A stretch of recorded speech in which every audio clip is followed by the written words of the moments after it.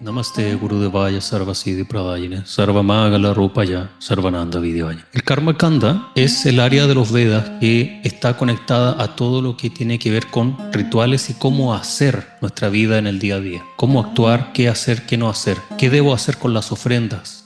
Si quiero, por ejemplo, lluvias. En los pueblos antiguamente necesitaban las lluvias, bueno, hasta el día de hoy, pero antes era mucho más evidente para los cultivos, para las cosechas. Entonces ahí se explicaba en porción de los Vedas a qué Dios había que adorar, qué tipo de adoración se necesitaba, por ejemplo, hacer un ritual, qué tipo de ritual, qué se ofrecía. Entonces hay diferentes tipos de mantras y diferentes tipos de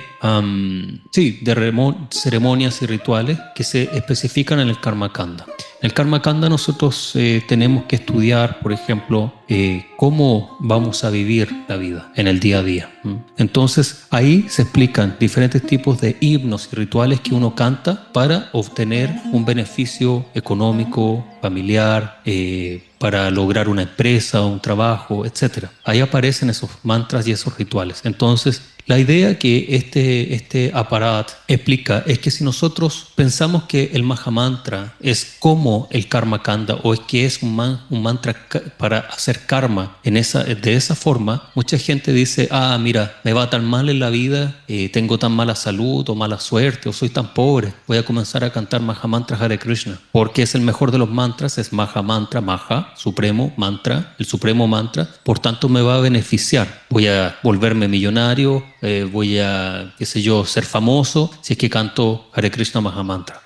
Entonces, esto es lo que se toma como ofensa, es tomar el Mahamantra con una doble intención. Es cantar el Mahamantra con la intención de obtener un beneficio. El único beneficio que pudiera ser aceptable de desear mientras se canta el Mahamantra es lograr bhakti, lograr devoción, prema, lograr devoción y amor por el servicio de Radha y Krishna. Esto sí, esto está bien. Nuestra filosofía está basada en lobha. Lobha quiere decir deseo, hambre de. Entonces nosotros necesitamos hambre de lograr esa meta. Y el Mahamantra es el mejor método para alcanzar esa meta. Y por eso que cantamos Mahamantra y no otro mantra. Existen muchos otros mantras, mucho más complejos, con combinaciones específicas y mágicas. Pero no nos interesa ni Om, ni Bur, ni Swaha, ni ningún Villa, ni ningún mantra específico. Nos interesa esa combinación perfecta, ese Maha Mantra que compone y está hecho por los nombres de Hari. Entonces ese Maha Mantra es Hare Krishna Maha Mantra. Entonces la ofensa aquí sería de evitar es tomar el Maha Mantra para lograr algún beneficio otro que no sea Prema Bhakti, amor y devoción a Radha y Krishna. Eso lo podemos desear y tenemos que desearlo siempre. De hecho, en la máxima plataforma siempre estamos deseando igual. Radharani siempre está preguntando, está pensando y meditando y le pregunta a las Sakis, le pregunta a Krishna, ¿estás feliz? ¿Hay algo que pueda hacer para hacerte más feliz? Krishna lo mismo, siempre está pensando cómo él puede complacer más a Radharani de mejor forma. Entonces ese deseo está bien, pero hacer el Mahamantra con el deseo de que Krishna te complazca con algo material, eso no corresponde. Entonces ahí hay aparat, eso es ofensa. Y si te fijas la palabra aparata, es una palabra, pero apa significa no y rata podemos interpretarlo como Radharani. Entonces el aparada es aquello que nos lleva a un camino que no es el camino de Sri Radha, que nos mantiene lejos de Sri Radha o que está en contra de Radha. Eso es aparada.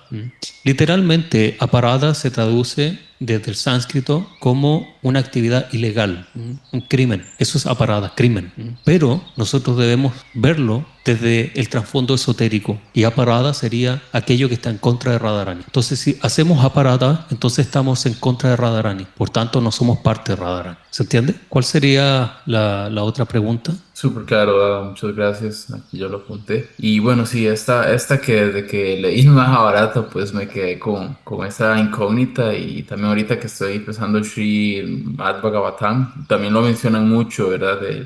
Creo que es el nieto de los Pándavas que también hace el sacrificio. Entonces, respecto al punto 4, blasfemar la literatura védica o toda literatura que concuerde con la versión védica. Bueno, ese es el punto donde tengo como más preguntas o observaciones, pero para abordar una de esas hoy, Ujú. aprovechando que nos da la oportunidad y muchas gracias de antemano.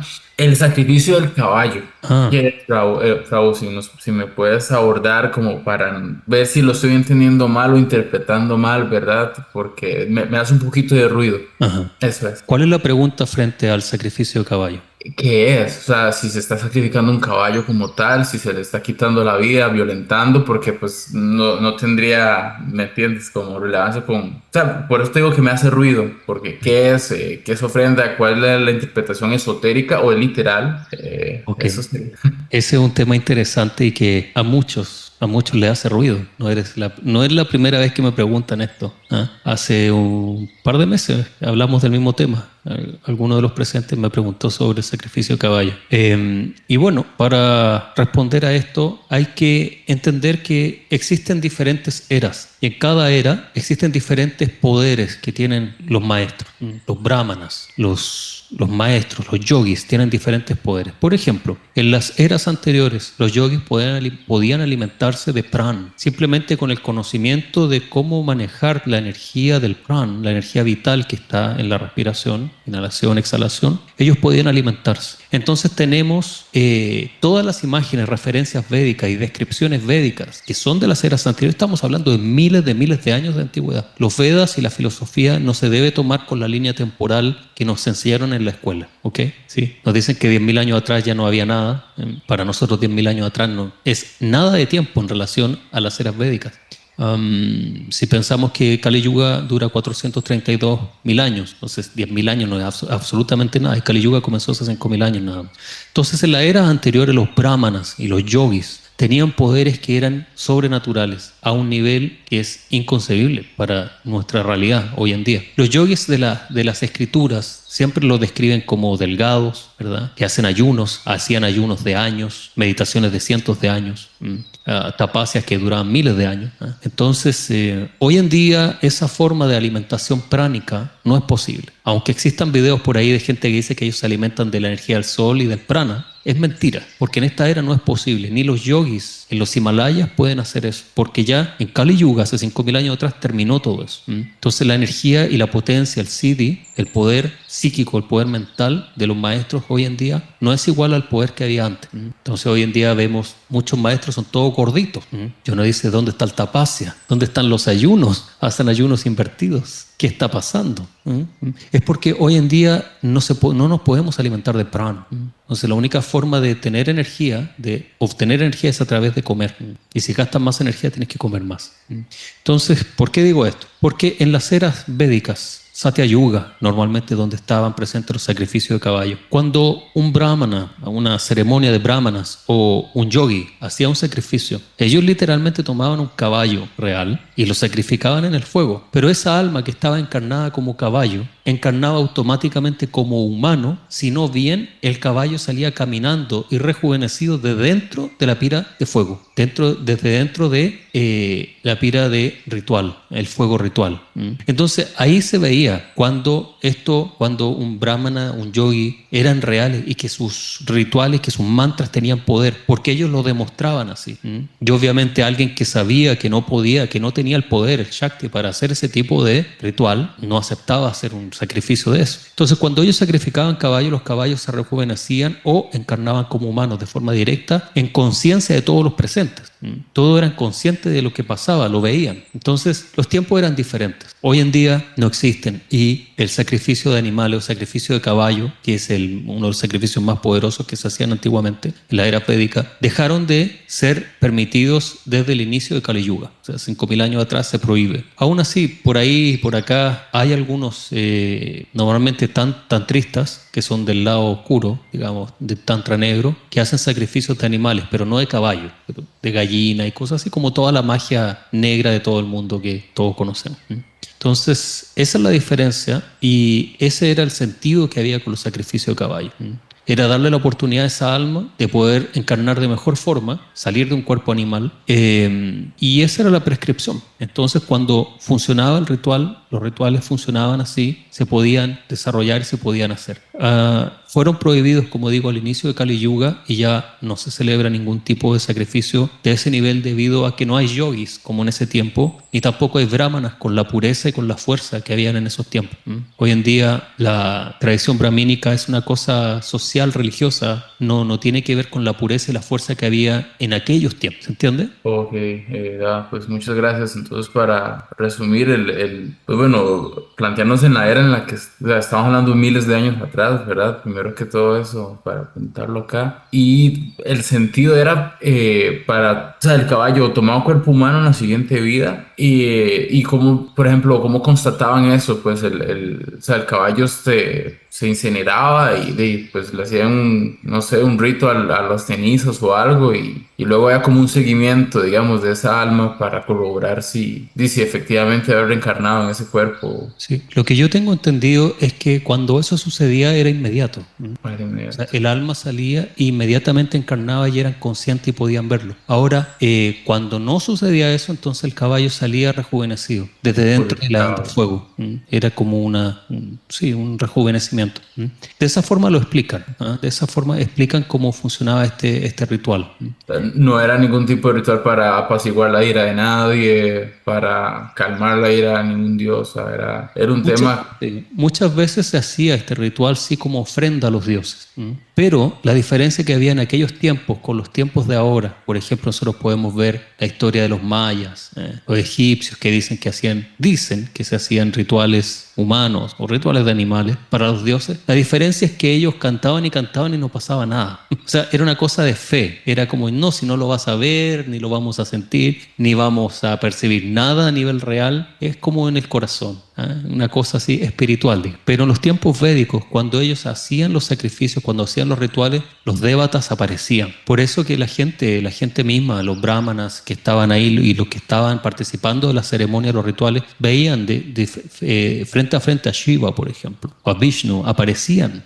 Pero ahora yo he participado de muchos yagya y no aparece ni Shiva ni Vishnu, no aparece nadie. ¿Sí? Pero antiguamente sí, hacían esta ceremonia y aparecían los dioses, aparecían frente a todo, al ojo de todos. Todos podían verlo. Entonces, ese es un tema muy diferente a lo que sucede ahora. Por eso que ahora esos rituales están prohibidos. Ahora, en lo personal, si yo estuviera en la era dorada, o la era de plata, o la era de bronce, la era de hierro, la era que fuera, yo no haría ningún tipo de sacrificio. En lo personal, no. ¿Por qué? Porque nosotros en Gaudilla, nosotros tenemos un arma secreta que es mucho más poderosa que hacer cualquier sacrificio de ese tipo, de los yagya. Nosotros tenemos el Harinam. El Harinam es más poderoso. El Harinam es Krishna mismo. No necesitamos hacer ningún tipo de sacrificio. En cierta forma, y basándome en la filosofía y en lo que enseñó Sri Gauranga, Sri Gauranga dice que hay que abandonar todo este tipo de ritualismo y el brahmanismo y la tradición brahmínica y el varnashram. Hay que abandonar todo. Gauranga, en sus propias palabras, dice que todo eso es un impedimento al bhakti. Y él dice específicamente que el varnashram es un impedimento al bhakti. ¿Y cómo se demuestra esto? Con ejemplos, claro, porque Gauranga no deja cabo suelto, lo hace todo perfecto. Es porque uno de sus devotos queridos, más grande de todos, nació en una familia musulmana. Eso quiere decir que le daba absolutamente lo mismo de qué casta, familia, credo él venía. ¿Y quién nació como musulmán? Haridas Thakur. Por eso los musulmanes lo aprisionaron y lo torturaron, porque para los musulmanes era una vergüenza que un musulmán nacido en familia musulmana se haya entregado a Sri Gauranga. Entonces, nosotros debemos tomar los Vedas, aquello que sirve al Bhakti.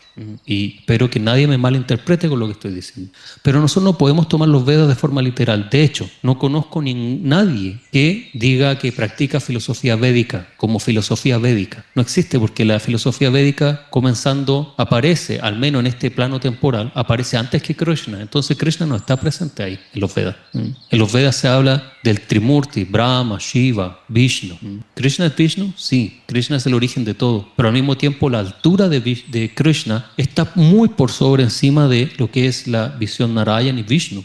Los Vedas hablan sobre Karma Kanda, los Vedas hablan sobre moksha, que la meta de la vida es lograr moksha. Para nosotros moksha no es nada. O el Gaudilla dice, o me voy a Nitya Vrindavan con Radha y Krishna, o no me voy a ningún lado. Me da lo mismo si estoy en un Vaikunta o en el infierno, en un Patala. Da exactamente lo mismo. Si no estoy con Radha y Krishna, no me interesa. Pero los Vedas hablan de moksha. Y eso es lo que tenemos que perseguir. Los Vedas hablan de cómo tenemos que vivir en abundancia, por ejemplo, hacer rituales a los dioses para que nos den abundancia. A nosotros eso no nos interesa. Ahí entramos nuevamente en el aparat, cantar el Mahamantra con una doble intención, pensando que esto es parte del karma, kanda, de los Vedas.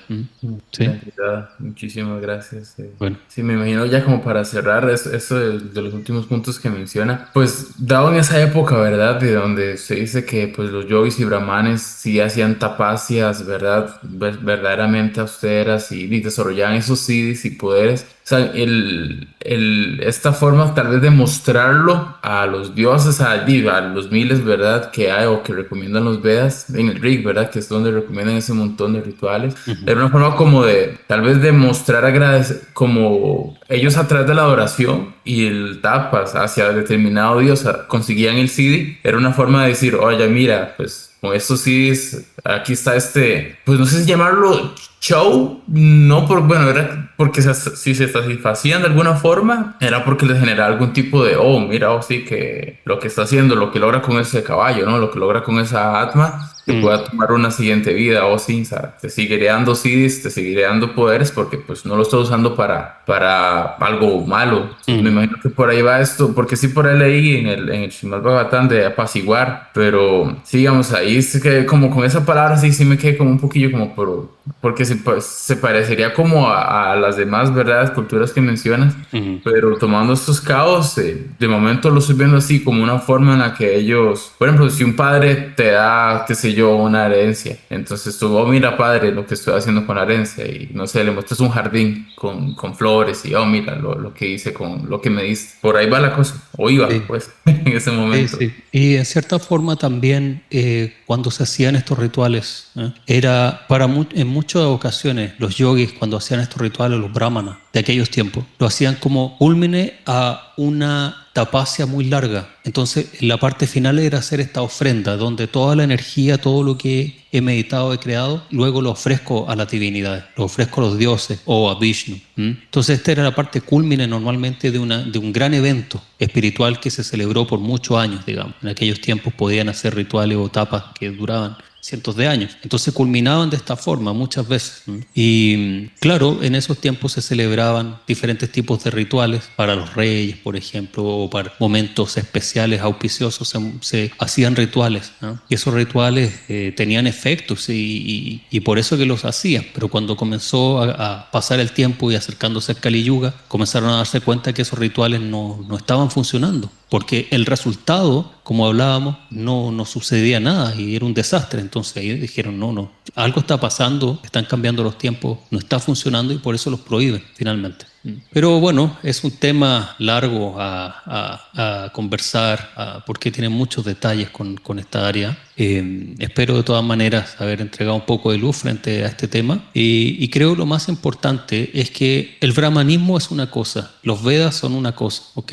Pero Gaudiya Vaishnavismo aunque tenemos muchas bases de los Vedas cuanto a filosofía, es una filosofía en sí misma y está por sobre los Vedas, porque lo que nosotros podemos ver y estudiamos y practicamos no está revelado en los Vedas. De hecho, la parte donde está más cercana a los Gaudiyas son los Puranas, los 18 Puranas. Dentro de eso, el Bhagavata Purana, el Mahapurana o Srimad Bhagavatam es el más elevado de todos los Puranas y de todos los Vedas, basado en la palabra de Sri Gauranga Mahaprabhu. Pero si uno estudia el Srimad Bhagavatam, uno no encuentra la palabra rata. Eso quiere decir que los Vedas y los Puranas llegan hasta cierta altura, pero nosotros tenemos que trascenderlo. Cuando Uddhava va a Brindavan a ver a las gopis, Krishna lo envía y le dice, lleva esta carta a las gopis, pues sé que están sufriendo mucho en mi separación. Krishna estaba en Dwarka y Uddhava va con esta carta hasta las gopis, y Uddhava, cuando ve a las gopis en el estado que estaban de separación, el sufrimiento que estaban viviendo o el éxtasis que estaban viviendo, su mente se agita y se siente muy triste por lo que está pasando. No podían ni un segundo dejar de pensar en Krishna y decir el nombre de Krishna y preguntar cuándo viene Krishna. Y entonces luego de esto, Uddhava les ofrece, les dice, Krishna me ha enviado a ustedes y me ha enviado esta carta. Entonces les lee la carta, le explica el mensaje de Krishna. Y Krishna, ¿qué hace Krishna? Le está hablando desde los Puranas, le está hablando desde la visión védica, le está hablando desde el Mahabharata, le está hablando desde el Bhagavad Gita. Le dice, yo estoy en el cielo, estoy en el infinito, soy la luz del sol, soy el aire que respiras, soy el agua, la frescura del agua, siempre estoy con ustedes, soy Paramatma, esto. Y las gopis le dijeron, cállate, ¿Krishna viene o no viene? No queremos escuchar tus palabras filosóficas y tu filosofía, bla, bla, bla, bla, de tus poesías. ¿Krishna viene o no viene? No, Krishna no viene. Ok, vuelve por donde viniste con tu carta. Esto es justamente el nivel de los Gaudillas. Los Gaudillas, esto es lo que deberían desarrollar. Estudiamos Bhagavad Gita, estudiamos Bhagavatam, estudiamos los textos védicos que sean importantes y relevantes para nuestra filosofía. Pero si algo no nos está llevando a Madhurya, a el ras más elevado de amor directo por Krishna. De no verlo en el sol, en una sopa de letras, uy, mira, revuelvo y dice Krishna. No, eso no nos interesa. Queremos ver a Krishna frente a frente. Queremos ver a Radha frente a frente, no en una meditación solamente. Mientras estamos en este cuerpo que estamos aprisionados, aquí podemos meditar, hacer el Smarana, la tercera fase del Bhakti del Sadhana. Y podemos meditar en Radharani, en Krishna. Y entonces los vemos en nuestro corazón, los vemos a través de nuestra mente. Pero la meta es poder ir allá. No me interesan las palabras. Krishna dice, no te confundas con las palabras floridas de los Vedas. Él mismo lo dice. Los Vedas son interesantes. Y una vez que uno aprende, uno se siente sabio porque me aprendí los Vedas o aprendí una parte de los Vedas o una parte de la filosofía, aprendí sánscrito. Y luego comienzan los debates con los que aprendieron y aprendieron de otra forma y lo entendieron diferente. Y comienzan los debates. No, que la suprema verdad es el Brahman. Y otros, no, la suprema verdad es Krishna. Y te dicen, ¿y dónde está Krishna en los Vedas si no dice Krishna ni un lado? No, pero es que aparecen los Puranas. Pero los Puranas son escritos después. Y comienzan todo ese tema. Todo ese tema es justamente lo que Rupa Goswami dice cuando lo están citando a una batalla intelectual. Él dice, no me interesa. ¿Dónde firmo para que se sienta usted feliz? Usted y su ego, váyanse. ¿Qué quiero hacer yo? Quiero meditar en Radha Krishna, quiero cantar el Harinam, ¿sí? Y quiero meditar, estar profundamente en vayan, en meditación constante en Radha Krishna. Las filosofías, los debates, es que mi guru dijo esto, mi guru dijo todo otro, no me interesa. Solamente tenemos que ser igual que las abejas. Las abejas van de flor en flor y lo único que sacan es el polen, extraen la miel. O sea, nuestra filosofía es lo mismo, tenemos que extraer solamente la miel de todo, de absolutamente todo, solamente extraer la miel. Y la miel es aquello que nos va a producir y nos va a entregar prem, amor por Radha Krishna. Jai Shri Radha, Jai Jai Shri Radha.